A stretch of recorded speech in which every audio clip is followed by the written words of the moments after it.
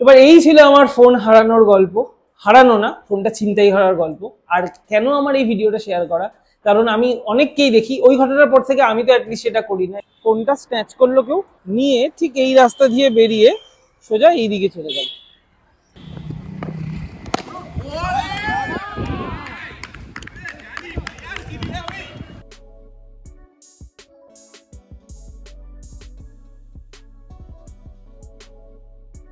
Good morning everyone and welcome back to our channel. আজকে Sunday আর প্রত্যেক রোববারের মতো আজকেও শুরু করছি ম্যাচ দিয়ে। Let's get started.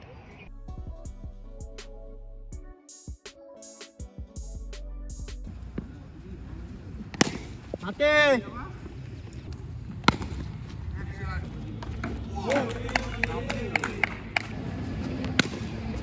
একটা বাপু দা ছোড়ো ছোড়ো বলিবেন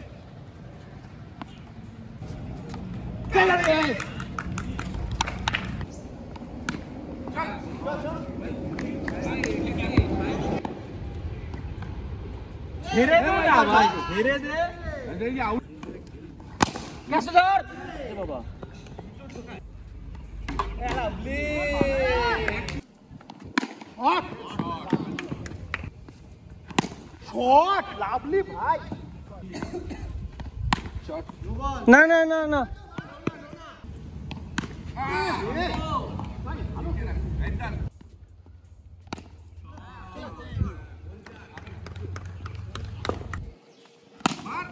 ক্যাচ ক্যাচ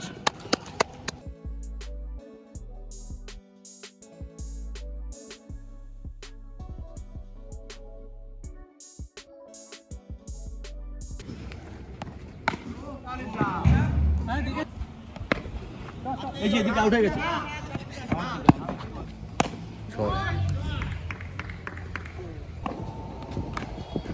ওরে শট, ও ছয় ছয়, ওরে কাকা ছয় ছয়। ও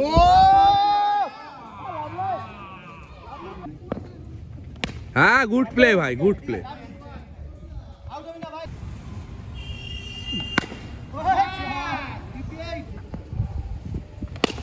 একটা হবে লাগে যা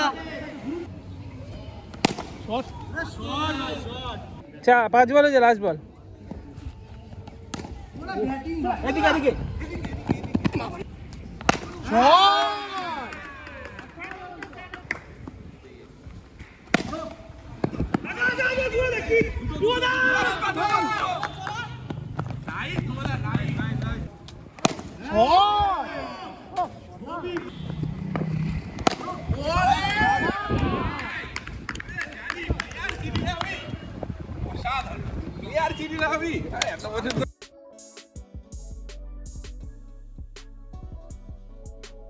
এই রিলায়েন্সে এলাম আজকে মাসকাবারি করতে। উফ, পেন্ডিং ছিল বেশ কয়েকদিন ধরে, কালকেও করতে পারতাম কিন্তু কালকে ঠিক সবকিছু করে আর ইচ্ছা হয়নি। আজকে আর স্কিপ করা যাবে না, সানডে আজকে করে নিই, নাহলে আবার সপ্তাহ শুরু হয়ে যাবে। তারপর উইকের মাঝে আসাটা খুবই ডিফিকাল্ট। সন্ধ্যেবেলা করে কখনো সময় বার করে আসাই যায়, সকালে ফাঁকা আছে কেন বেকার এ করবো। যাই, এখানে প্রায় ঘন্টাখানেক তো লাগবেই।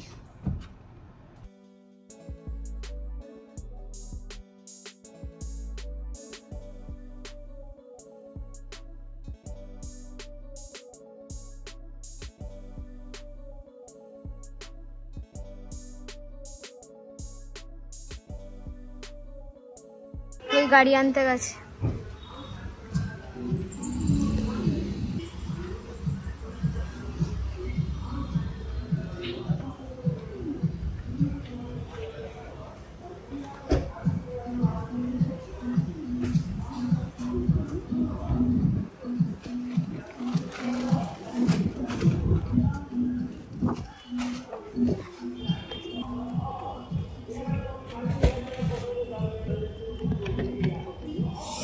বাবা গাড়িটা পুরো তেতে আছে।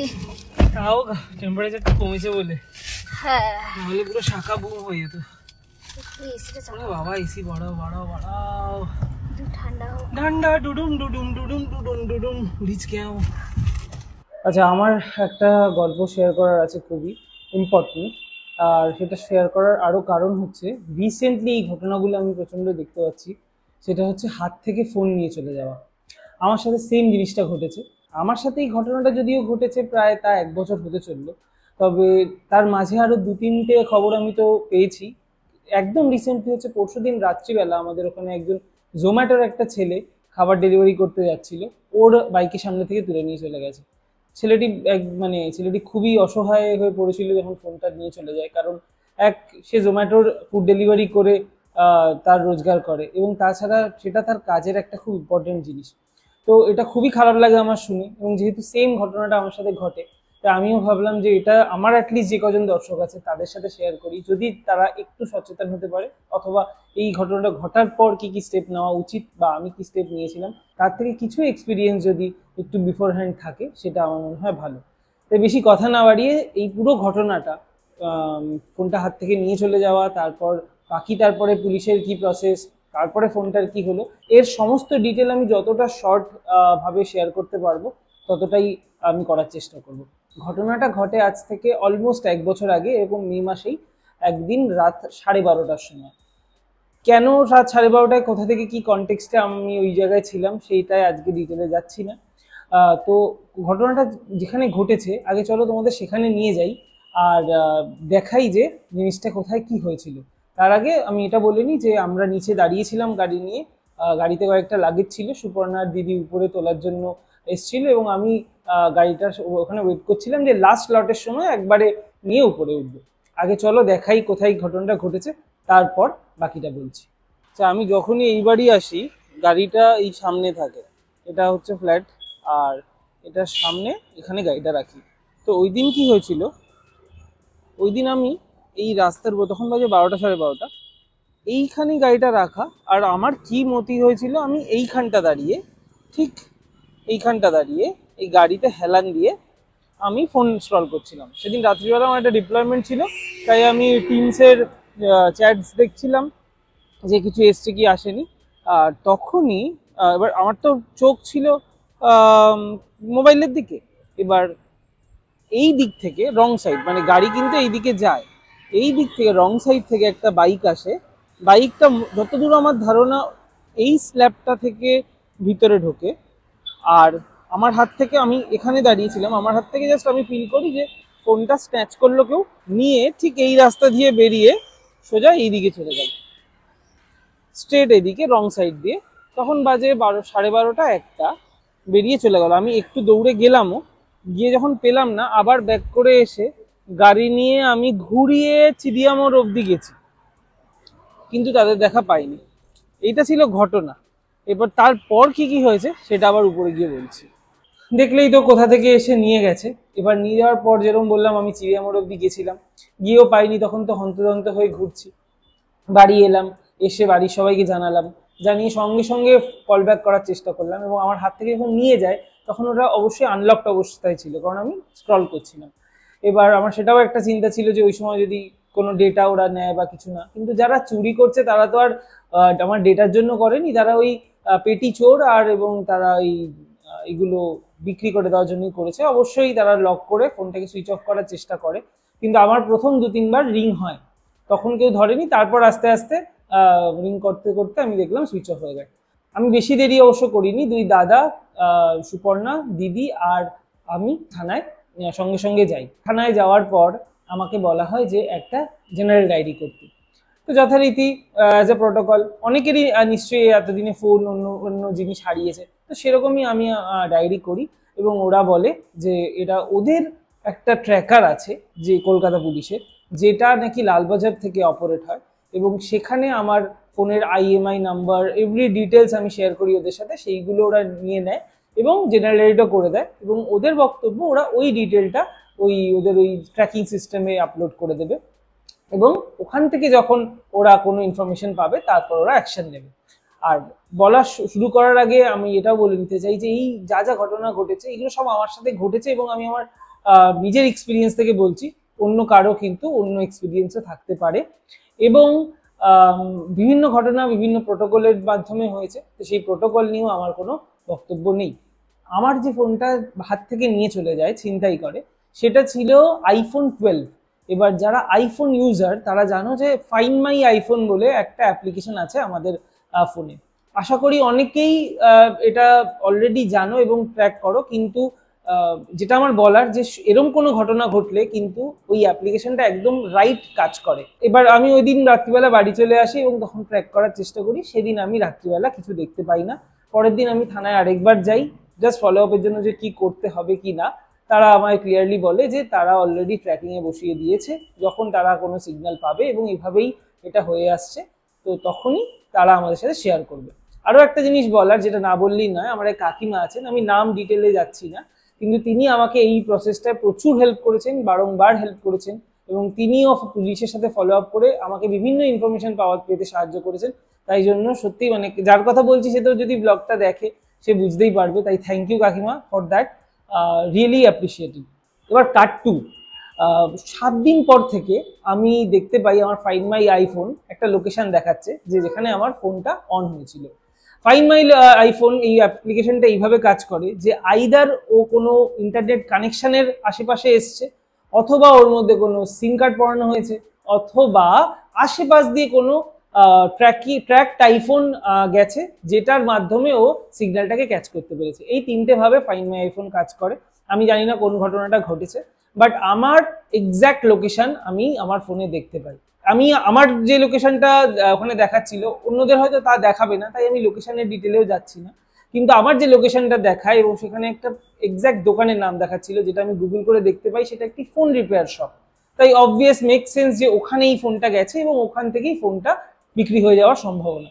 আমি তৎক্ষণাৎ পরের দিন থানায় আবার যাই, গিয়ে ওদের ডিটেলটা দেখাই যে এই লোকেশন আমায় দেখাচ্ছে, এই লোকেশনে যদি আপনারা কাউকে পাঠাতে পারেন বা একবার গিয়ে চেক করতে পারেন হয়তো ফোনটা পেলেও পেতে পারি।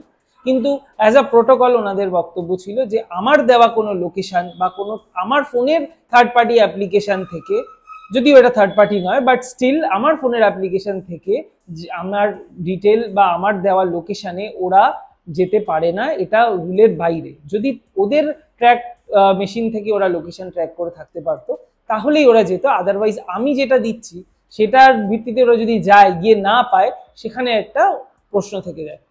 যাই হোক, তো সেটা তো তখন যাওয়া হয়নি। এরপর এরকমভাবেই দিন যায়, আমি গোটা 1-1.5 মাস এরকম দেখতে পাই যে ফোনটা ওখানেই আছে এবং মোটামুটি 4-5 দিন পর একবার অন হয় আবার বন্ধ হয়ে যায়। তো এরকম আমার ফাইন্ড মাই আইফোন দেখাচ্ছে। মাঝে আমি আরো 2-3 বার ফলো আপ করি, দুজন পুলিশ অফিসার আমার যথেষ্টই এন্টারটেইন করেছেন এবং অনেক ডিটেল শেয়ারও করেছেন, কিন্তু তাতে কোনো সুরাহা হয়নি। আচ্ছা, এবার হচ্ছে কাট 3। ফোনে একটা ইমার্জেন্সি কন্ট্যাক্ট দেওয়া যায়, আইফোনে তো দেওয়াই যায়, সেখানে আমার দাদা ভাইয়ের নাম্বার দেওয়া ছিল। তো 1.5-2 মাস পর দাদা ভাইয়ের কাছে একটা ইউএসএর নাম্বার থেকে ফোন আসে +1।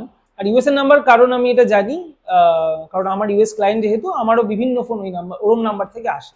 তো দাদাভাইয়ের কাছে ফোনটা আসায় দাদাভাই সঙ্গে সঙ্গে আমার সাথে এই নাম্বারটা শেয়ার করে এবং উনি আমাকে ফোন করেন, হোয়াটসঅ্যাপ কল করেন। কল করে বলে যে আমার এরকম ভাই এরকম একটা ফোন কিনেছে, সেই ফোনটা কেনার পর এখন ওটা অন হচ্ছে না, এখন আমরা বুঝতে পারছি যে এটা চুরি করা ফোন, সেখানে আপনার ডিটেল দেখাচ্ছে, তাই আপনাকে ফোন করছি যে কিনে যখন সে ফেলেইছে তখন আর কি করবে, কিন্তু আপনি পুলিশকে জানাবেন না, আমরা চাই ফোনটা ফেরত দিয়ে দিতে, বাকি ডিসকাশন আমরা করে নেব। এইখানেই হচ্ছে সমস্যা। আমি কেন এই ডিটেলটা আসছি, কারণ এই ধরনের কোনো ট্র্যাপ, এটা একটা ট্র্যাপ ছিল এবং এই ধরনের কোনো ট্র্যাপে কিন্তু পা দেবে না। আমার কাছে অ্যাজ এ ট্র্যাপ ওই ফোনটা আসে এবং আমার কাছে একটা ছবিও আসে যে আমার ফোনটাই ওখানে হোয়াটসঅ্যাপেই আসে। এবার আমি তার সাথে আবার ফোনে যোগাযোগ করি, সে আমার সাথে যোগাযোগ করতে থাকে, কিন্তু আমায় কখনোই সে বলেনি, মানে ট্র্যাপটা খুব প্যাসিভ, এই জন্য বিশ্বাসযোগ্যও খুব ছিল, যাতে আমি পাটা দিয়েছিলাম।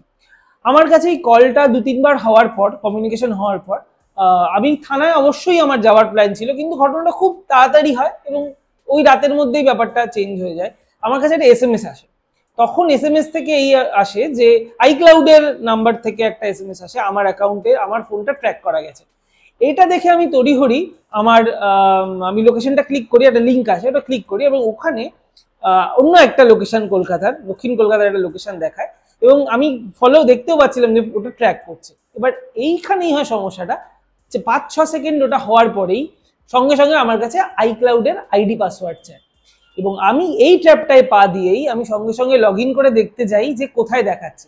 যেই মুহূর্তে আমি লগ ইন করি সঙ্গে সঙ্গে সব ডিটেল চলে যায়, আর আমার কোনো লিঙ্কেও কিছু দেখায় না। আর 4-5 মিনিট পরে আমি আমার ফাইন্ড মাই আইফোনে গিয়ে দেখি আমার যে ফোনটা লিঙ্ক ছিল এতদিন সেই লিঙ্কটাও কেটে যায়।